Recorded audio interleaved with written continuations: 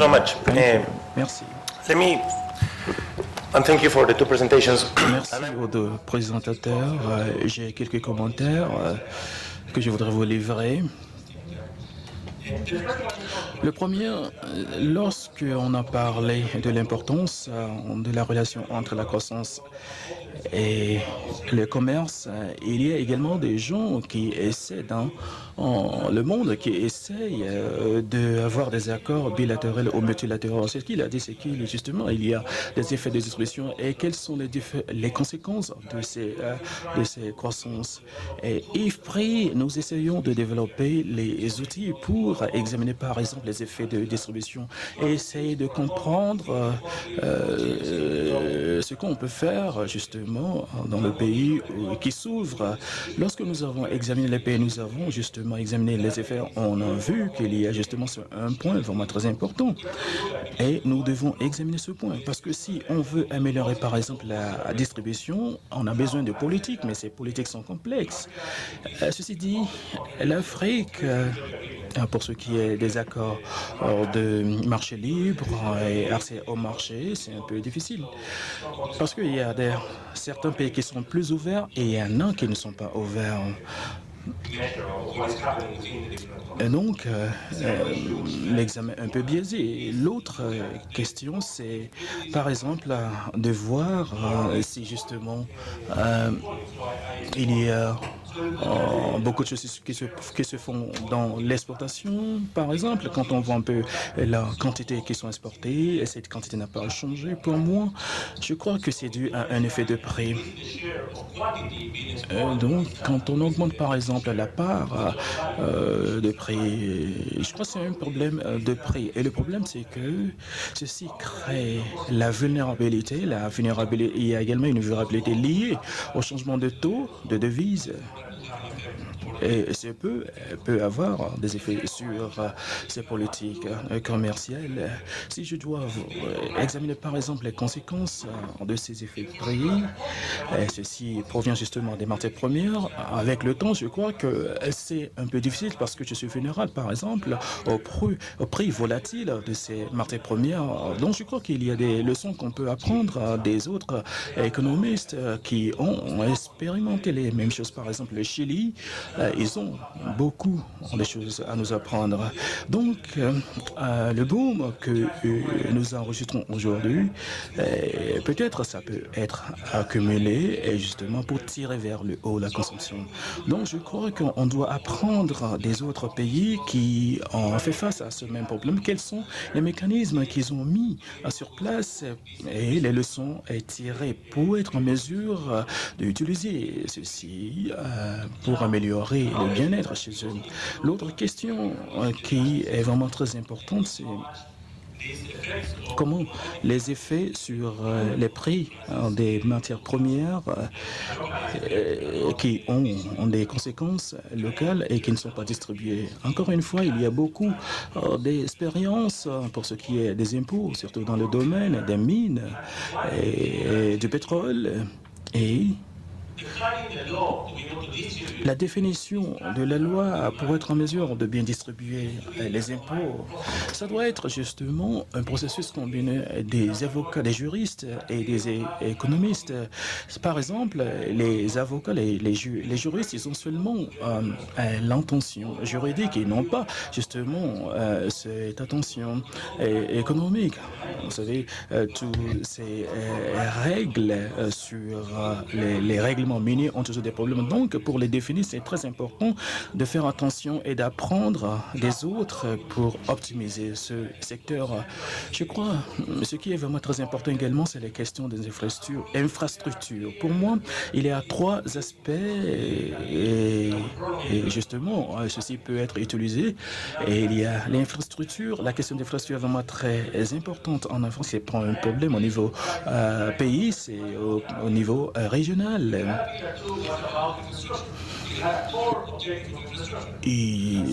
Et il y avait des choses qui ont été faites par rapport à certains à l'époque, mais ça a été abandonné.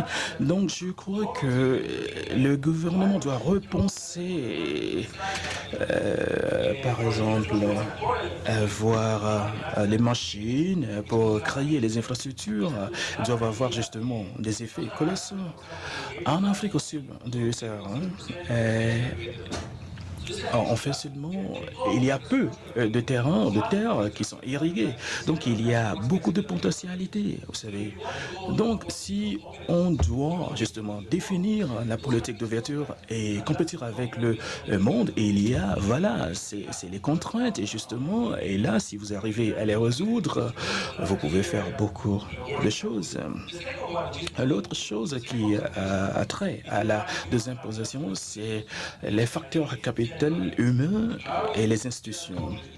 Alors, je dirais aux pays qui font 6% de croissance par an, et si vous maintenez cette croissance pendant 10 ans, et chaque fois que je viens au Sénégal, je dis Ousmane qu'il y a des choses qui sont en train de changer ici, des choses qui changent en Afrique. C'est important également d'avoir les institutions qui doivent soutenir, par exemple, ce taux. Vous voyez, je suis péruvien, et nous avons un taux de 6%.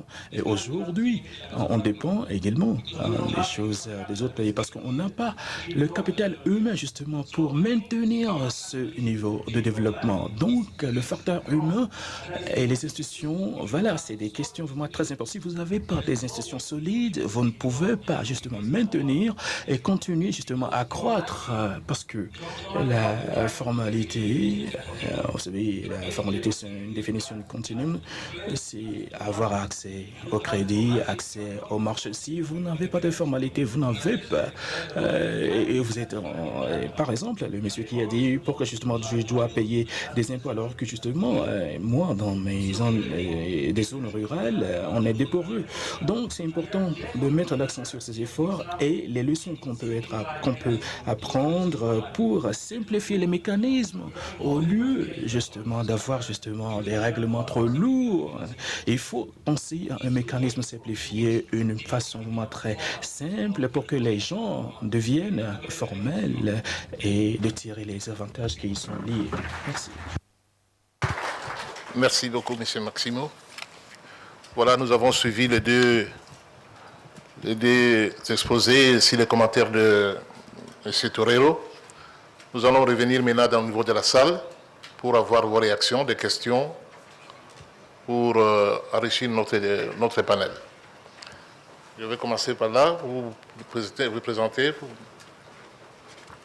Introduce yourself first. Sultan from IFPRI. Je vous remercie, M. Sultan de l'IFPRI. Une question pour Kim. Vous prenez toutes les exportations africaines, Maxime en a parlé aussi, tout cela va hors du continent.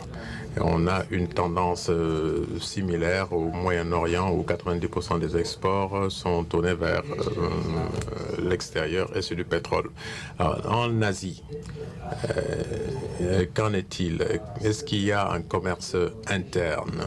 En Afrique, est-ce qu'il y en a aussi d'ailleurs? Parce que dans d'autres parties du monde, ce commerce intra-régional est une source d'exportation. Merci beaucoup, Abdrahman. Moi, le deuxième exposé m'a beaucoup intéressé. Et j'avais peut-être une idée de l'informel, mais je commence à avoir des doutes. Je voulais savoir si vous pouviez nous définir ce que c'est vraiment l'informel, en nous parlant des critères que vous avez utilisés. Ensuite, deuxième question rapide, c'est est-ce que vous avez estimé un petit peu les coûts de ces transferts de main-d'œuvre entre les différents secteurs? Est-ce que c'est quelque chose de faisable? Est-ce que vous pensez que c'est des pistes de recherche intéressantes? Et puis, troisième remarque, bon, c'est des remarques rapides. Il me semble aussi que dans ces conditions-là, est-ce que ce n'est pas vraiment difficile de faire des politiques publiques? Quand on a un secteur qui est aussi énorme dans une économie donnée, sur quoi peuvent se baser les autorités publiques pour un peu guider des politiques qui peuvent amener donc à la croissance économique. Et puis, quatrième et dernière chose, c'est... Moi, quand je regarde un peu les marchands ambulants, je me dis, mais la plupart des choses qu'ils vendent ne sont pas produites ici. Qu'est-ce que ça vous inspire? Est-ce que ça enrichit d'autres pays uniquement? Ou voilà, comment on fait avec ce type de problématique dans nos pays? Voilà, merci.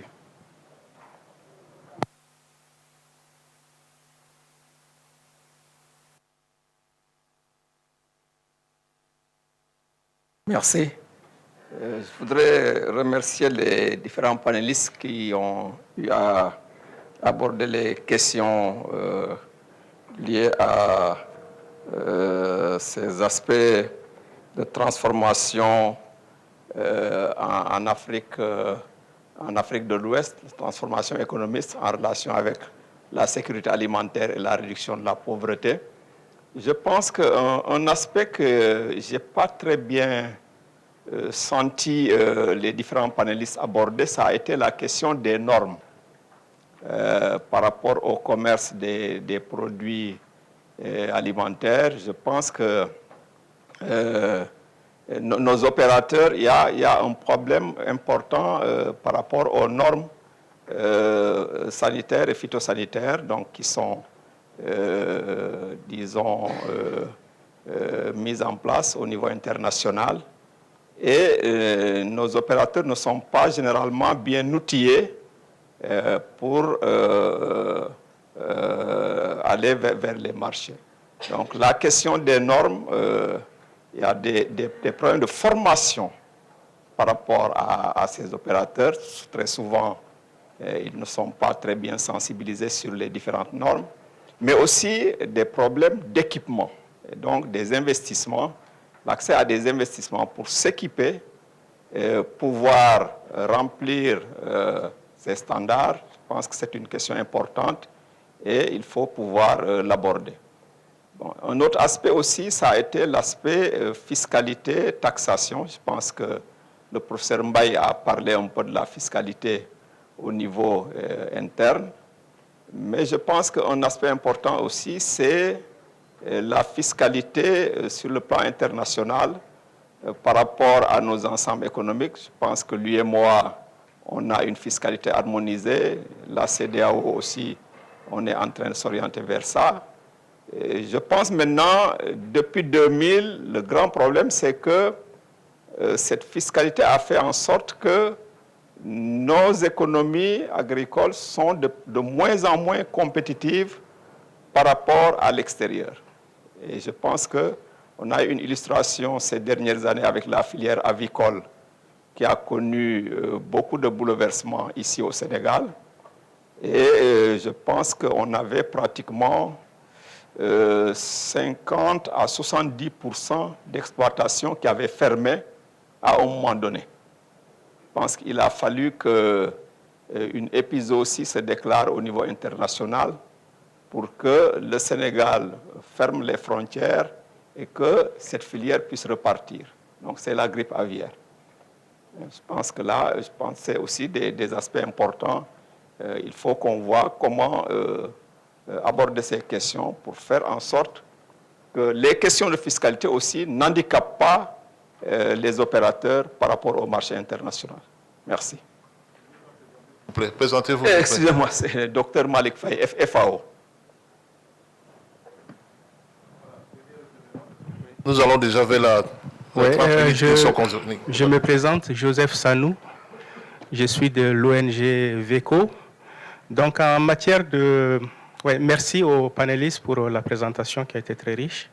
En matière de dispositions pour le commerce, je pense qu'il y a effectivement un point qui n'a pas été suffisamment développé, c'est la question de la taxation des produits agricoles qui rentrent dans nos pays. Il a été constaté que des fois, il y a des produits agricoles qui rentrent dans nos pays au moment où déjà il y a un disponible de produits. Et on se rend compte qu'il y a une taxation qui correspond presque à une porte ouverte, largement ouverte à ces produits-là. Et souvent, ça crée beaucoup de préjudices. Je peux parler du cas du riz, par exemple, qui vient de l'Asie.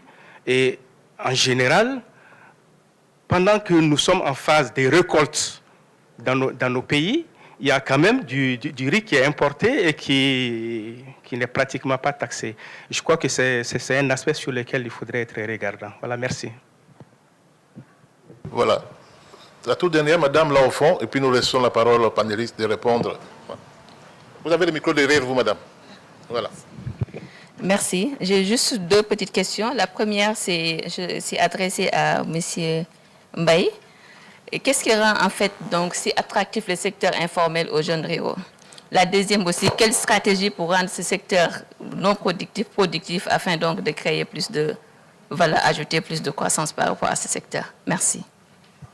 Merci beaucoup. Alors, je me retourne maintenant vers Dr Kim et Dr Mbaye pour essayer de ramasser les préoccupations qui ont été formulées tout à l'heure. Vous avez la parole. Good, thank you. Thank you, Maximo, for those Merci. opening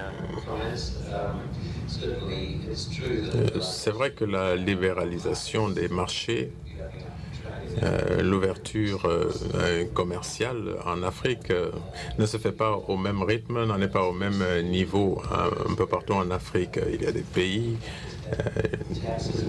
dans lesquels il y a des impôts, des taxes sur les importations et en même temps on restreint les importations. C'est un peu la question qui était posée tout à l'heure. Et les taxes sur les exportations sont en train d'être éliminées graduellement depuis les années 1980. Cela encourage l'agriculture, mais en même temps, il y a des restrictions sur les importations qui n'ont pas, elles, été levées. Dans certains pays, on les a même accrues.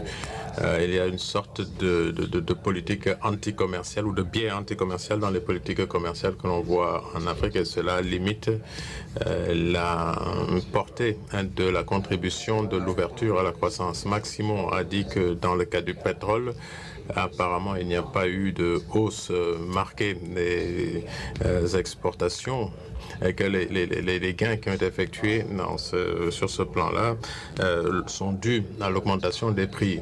Mais nous voyons quand même des effets positifs. On l'a vu au Ghana, par exemple. Et donc, dans l'avenir, on peut espérer qu'il y ait de plus grandes quantités de produits disponibles pour l'exportation que dans le passé. Alors, que cette augmentation des quantités soit réelle ou qu'il y ait une baisse, il est évident que les prix de ces produits ne vont pas rester élevés toujours. Et lorsqu'ils baisseront, cela aura des effets négatifs et ces pays devront compenser les effets de cette baisse-là. Et puis, dans la théorie économique et la pratique sur le plan politique, il y a une très grande diversité dans les démarches de ce point de vue-là. Est-ce que le boom actuel, s'il existe, doit servir à réduire les effets futurs de la maladie néerlandaise ou hollandaise, si vous voulez, ou est-ce que l'investissement dans les infrastructures dans un pays permet justement de dépenser tout ce produit financier localement pour éviter cette maladie hollandaise. Donc il y a plusieurs manières de voir les choses selon la portée et la nature de la fiscalité et selon la manière dont on utilise les ressources qui sont accumulées pour bâtir un capital humain, investir dans les infrastructures par ailleurs. Alors, vous me demandez ce qu'il en est du commerce intra-africain. Il est très faible. Le commerce intracontinental, intra-régional et même de pays à pays entre voisins, ce commerce est très faible. Il y a des pays, par exemple, qui ouvrent une mine et puis qui construisent des routes pour relier ces mines à des ports qui sont très éloignés, alors qu'il y a un port dans le pays voisin qui serait tout proche de cette mine-là. Ça également n'aide pas vraiment à ces échanges intracontinentaux. En contraste total avec ce qui se passe en Asie. C'est l'autre extrême parce que les exportations asiatiques, en particulier en produits manufacturiers, se font au sein de l'Asie pour une grande part à des coûts donc qui sont très faibles et qui continuent à baisser. Et c'est une source d'opportunité pour les pays. Et ils importent entre eux et à des coûts très faibles et exportent vers le monde à des coûts donc qui sont ainsi plus compétitifs. Et cela vous donne une idée de la mesure dans laquelle le commerce intracontinental pourrait contribuer à la croissance économique globalement en Afrique. Alors, les exportations de produits agricoles africains et leur exportation, vous savez qu'il y a l'AGOA qui qui donne à des pays africains un accès préférentiel au marché américain, qui a eu un effet presque nul sur les exportations africaines, sauf pour le textile. Et le fait est que il y a tellement de normes, finalement, qui sont imposées à ces produits-là. Il y a tellement d'obstacles à franchir.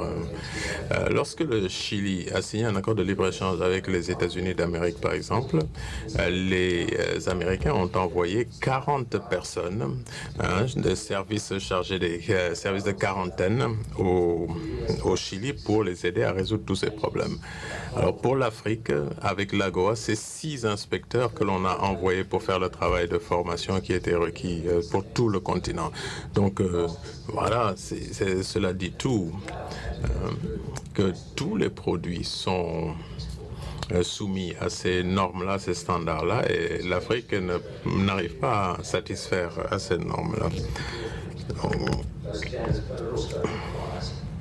Donc, c'est une question d'investissement, bien sûr, dans la formation pour les pays concernés, mais sans l'aide du pays destinataire, il sera extrêmement difficile pour ces pays de franchir ces obstacles.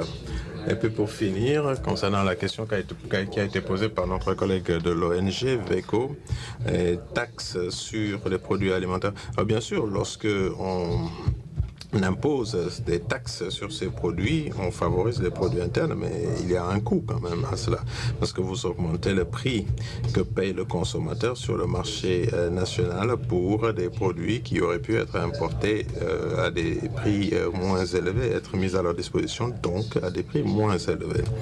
La question du protectionnisme, si vous voulez, et de ses effets.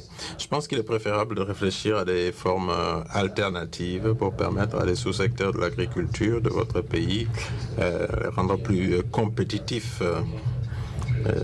par rapport à la concurrence étrangère. Merci. Voilà. Merci beaucoup. Voilà, nous sommes en train d'atterrir avec notre panel. Il y a des défis, comme nous avons pu remarquer. Le secteur de croissance pour ouvrir les économies africaines en les réduisant au mieux que possible les coûts et surtout à disposer de bonnes stratégies de redistribution des ressources. Tout comme dans le secteur informel, qu'il faut des stratégies idoines avec des réformes à opérer en définissant les rôles clairs des politiques, entre autres, comment renforcer le capital humain, n'est-ce pas, pour soutenir les institutions, simplifier les mécanismes. Il y a d'autres aspects qui ont été bien développés, que je vous demande donc de lire le livre du Dr Ali Amadou pour avoir encore plus d'informations.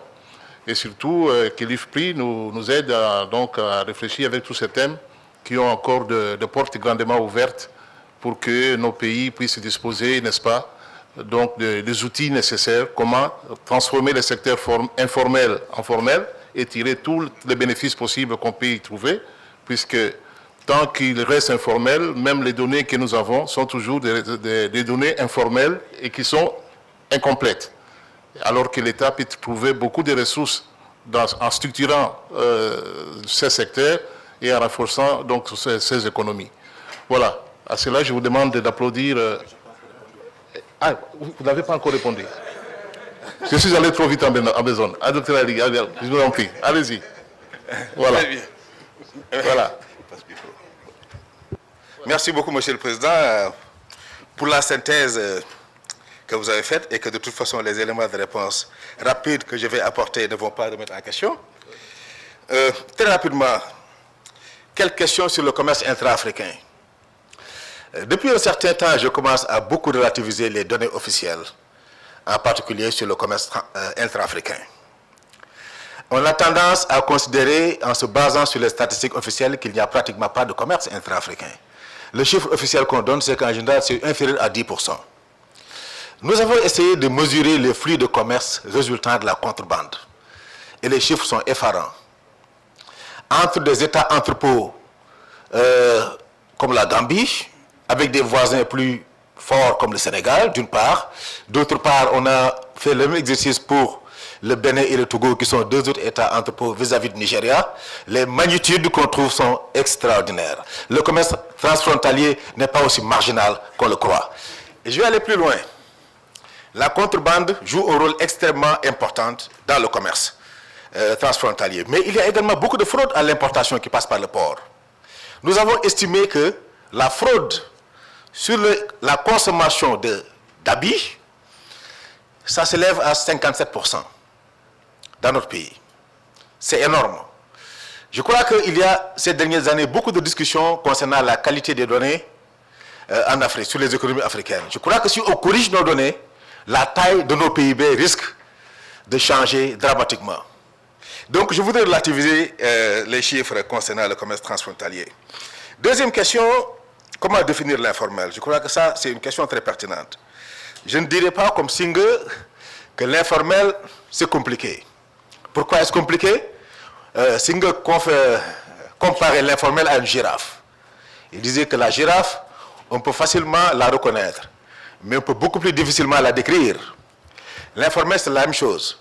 Les gens utilisent en général beaucoup de critères. La taille de l'activité, c'est un critère qui découle du système de comptabilité des Nations Unies.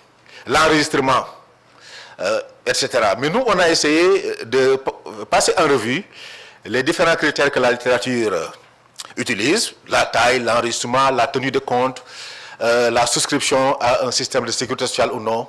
Et on s'est rendu compte que chaque critère pris individuellement ne fait que rendre compte de manière très parcellaire du phénomène de l'informel.